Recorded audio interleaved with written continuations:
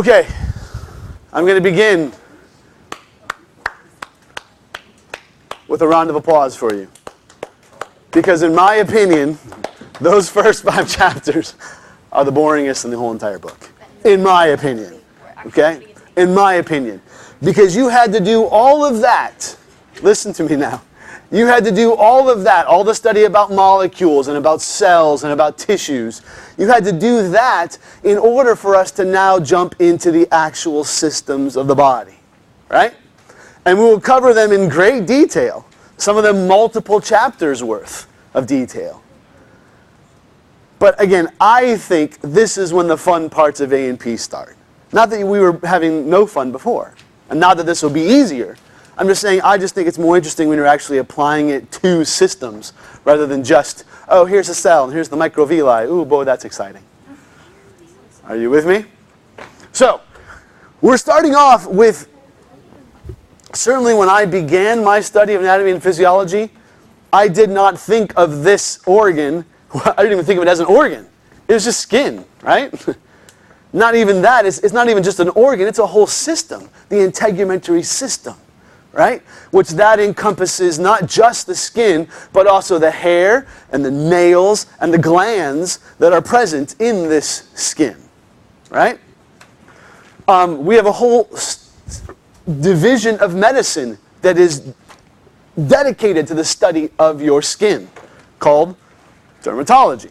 Right? Not just going if you have too much acne or something. There's a whole bunch of stuff dermatologists do.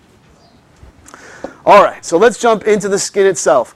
I would encourage you, go into the PowerPoint and spend some time with the slides they have here. I'm not going to do oodles of time with the diagram pictures, but I think they're very much worth checking out.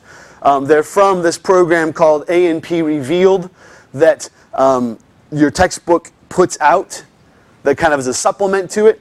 There's some good stuff there. So they're showing you epidermis is this top layer. Dermis is the middle layer. And notice they've just cut out a square here. And that's the dermis underneath. And then here is the hypodermis. Those are the 3 main layers of your skin. You have 2 types of skin. Thick skin, which is on the palms of your hands and the soles of your feet.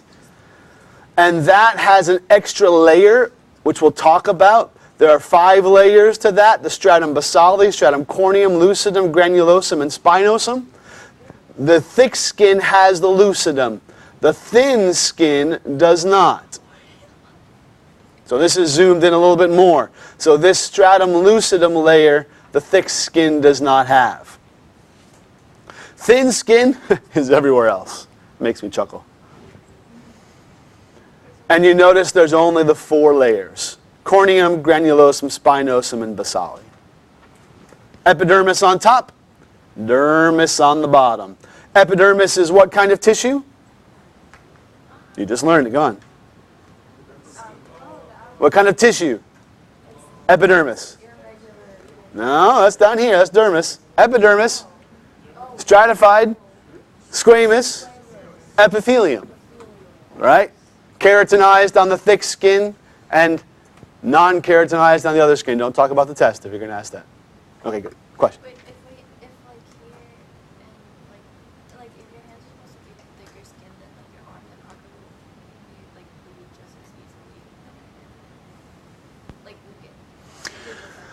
easily? There are lots of blood vessels that are here because there's so much sensation here.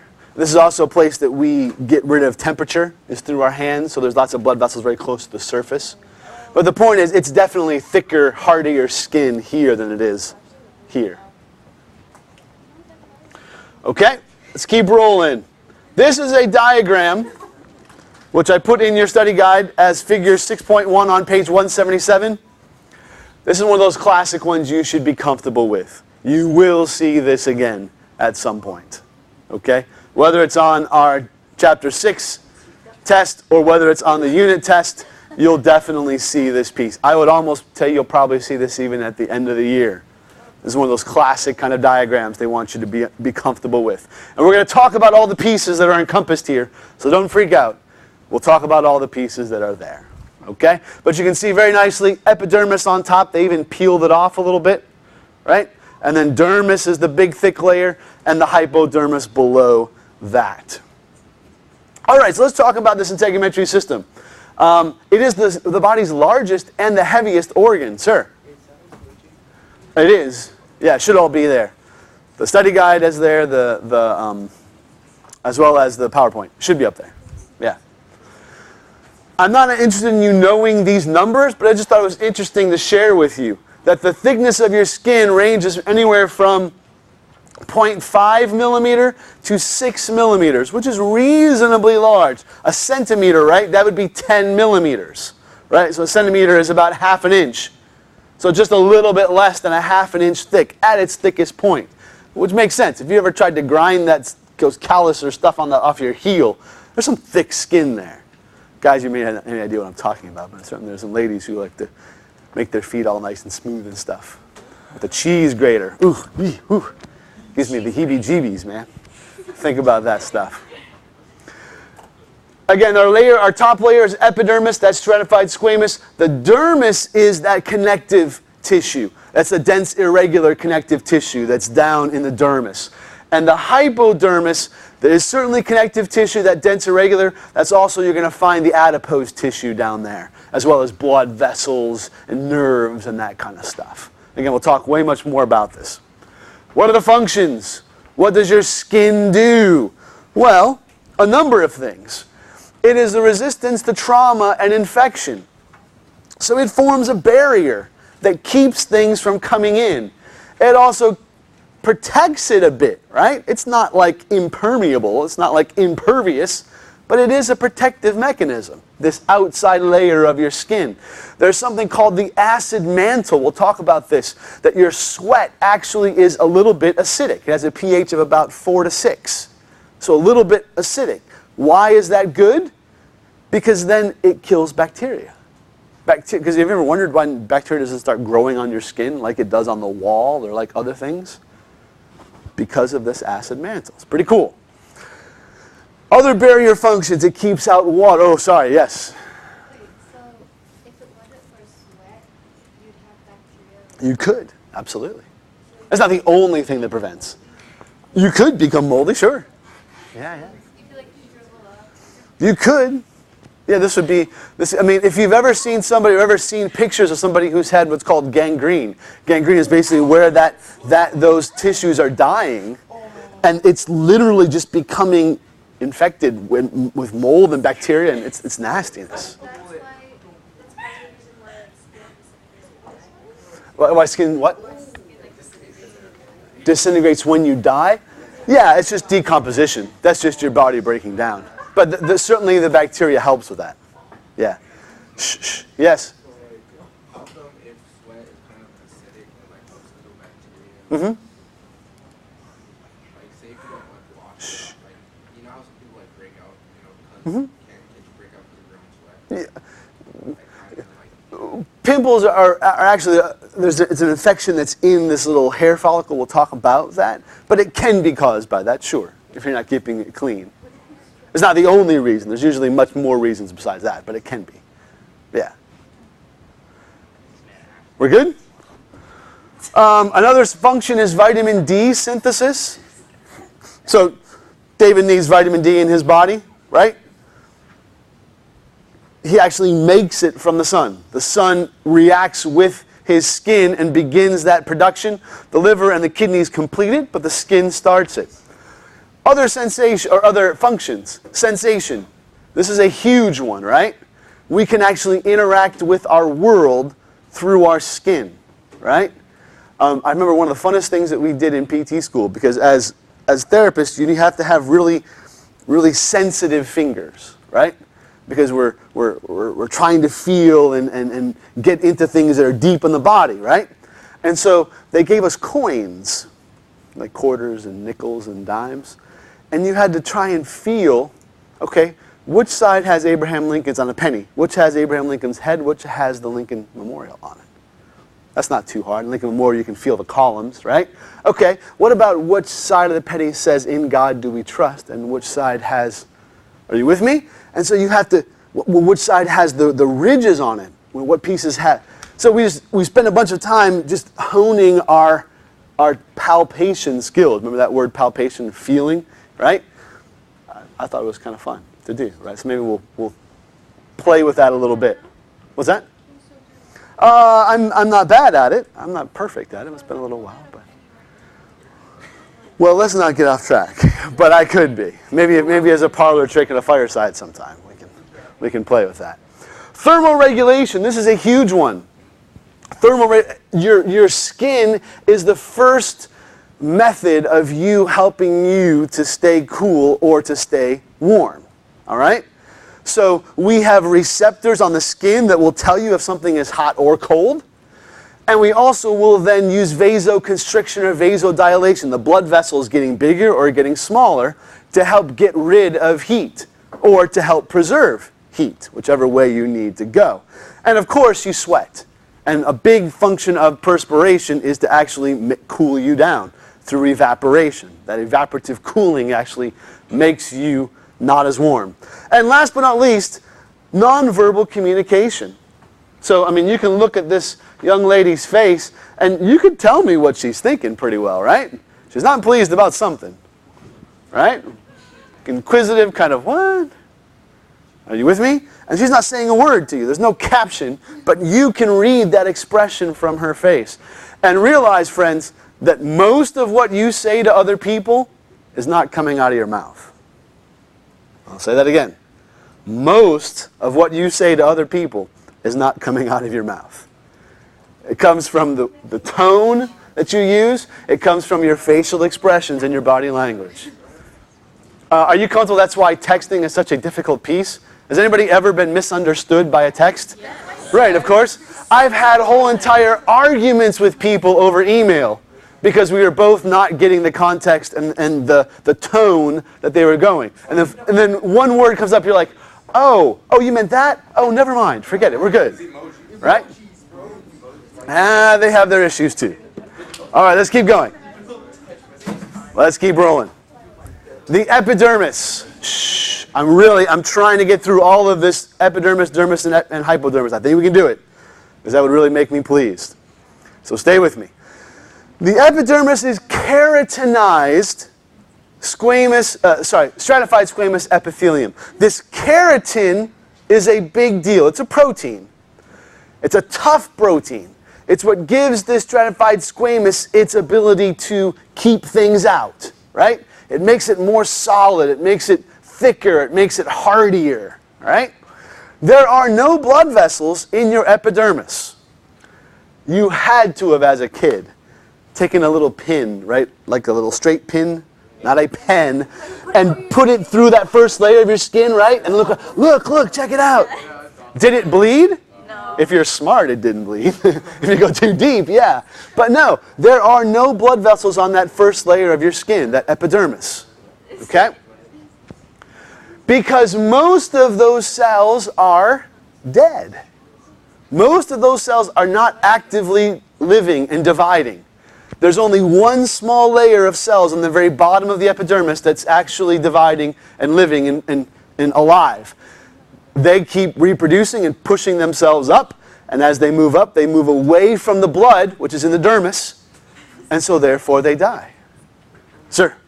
So that kind of like, when you get a tan, it's like the dead skin that's gotten darker. Sure. You're waiting for that. And eventually that stuff peels off. Absolutely.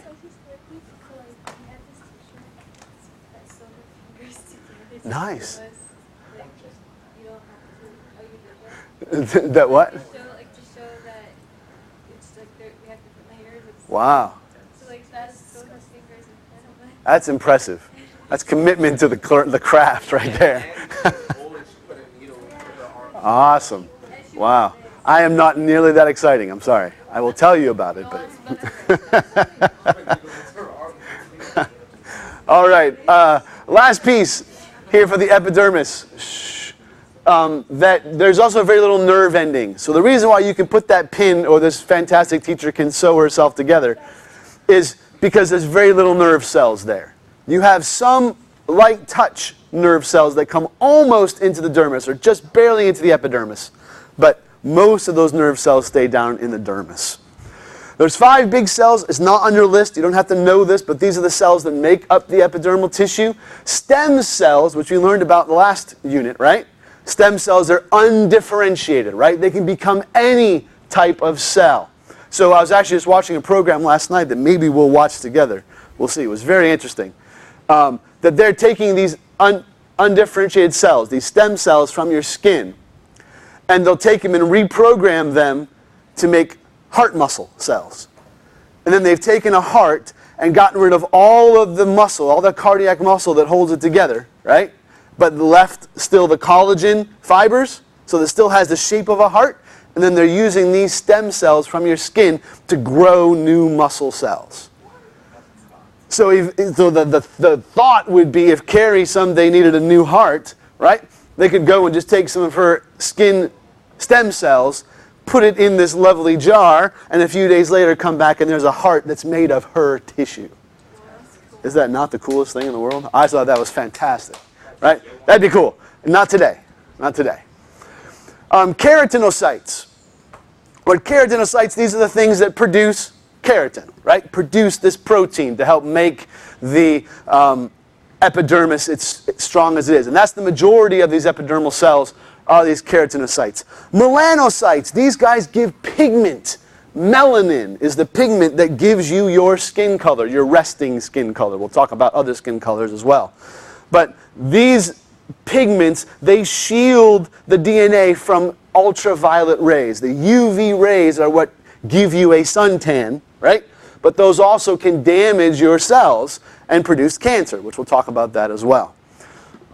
The 4th type of cell is a tactile cell. These are the cells that will allow us to feel either light touch or deep pressure. And last but not least, the dendritic cells. These are macrophages that are guarding against pathogens. Yes? So how come when you have like a scar, it's easier to get cancer? If you have is a scar tissue more likely to become cancerous than epithelial, what you're asking? I don't know that's the case. It could be. It very well could be. But I don't know the answer to that one. Why would it? I don't know. That's what I'm saying. I'm not positive. I could come up with some ideals, but I'm not sure. Yeah. Could it be something like the scar tissue being kind of more raised from the rest of the skin? It would be more raised. It doesn't have the same protective melanocytes because scar tissue is mostly connective tissue, right? So there's not going to be many melanocytes. If you notice that scar tissue is usually a different color than your regular tissue. So that could be it. I don't know. I have to look that one up. It's a good question. All right, let's talk about these layers of your epidermis. Would you go to page 178? Is this lovely picture zoomed in on the epidermis. And here are our 5 layers. Shh. Starting from deep and moving superficial, we have the stratum basale, stratum basale, stratum spinosum, stratum granulosum, stratum lucidum, and the stratum corneum.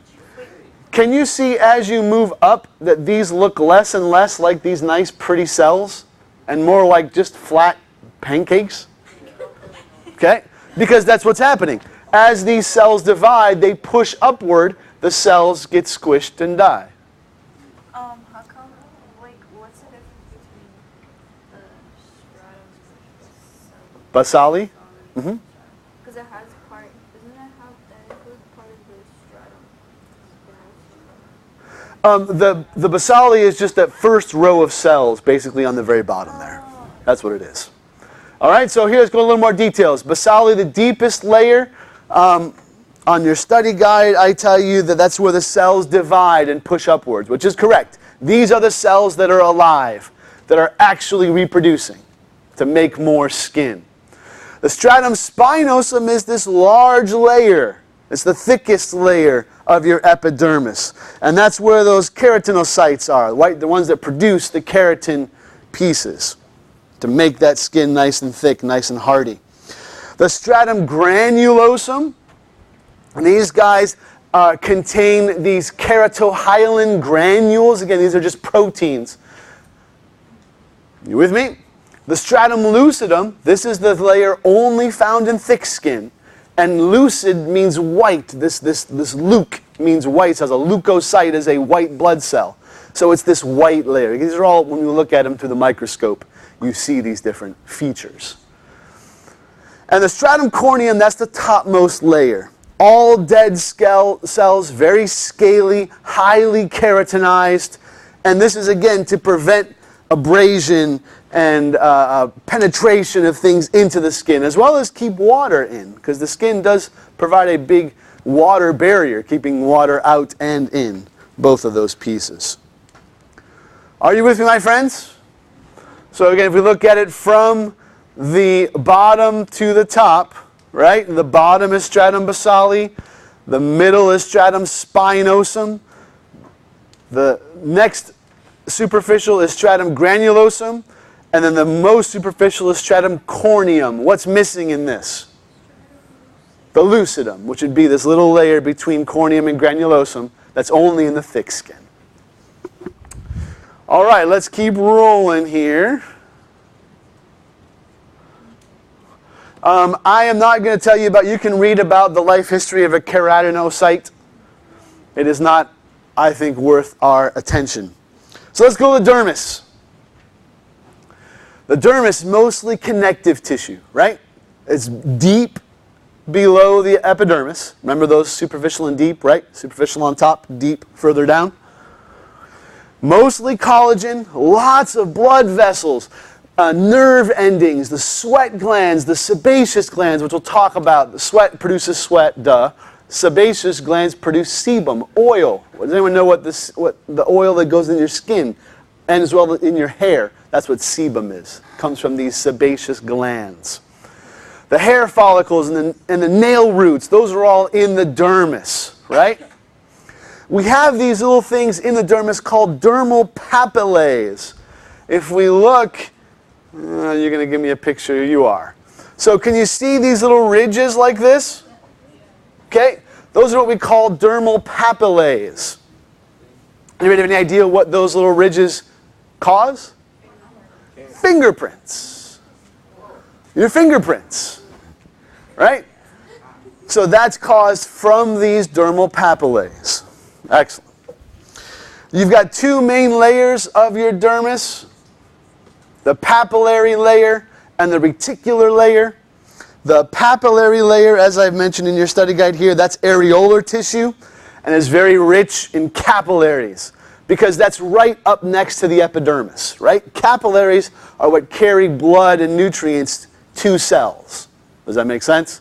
So we want those to be right up next to the epidermis where, you know, the epidermis is actually living and breathing and living and reproducing. The reticular layer is deeper. It's that dense, irregular connective tissue. This is where you're going to house the blood vessels and that kind of stuff is in that reticular layer down below that. Are you with me? Last piece is the hypodermis. This is the bottom layer. You'll also hear it called subcutaneous tissue sometimes. Okay? This stuff has a lot more areolar and adipose tissue. The fat pads, or the place where the adipose tissue is, that's in this hypodermis, as well as this is where the big blood vessels are, down in the bottom here. Again, you have some blood vessels that come up through the dermis, and certainly this layer of capillaries along the top, but the big blood vessels are down in that hypodermis. Any questions there? It's a lot of stuff, I understand. But we did well. This is where I wanted to get us to today. All right? Tomorrow, we will spend some more time with this.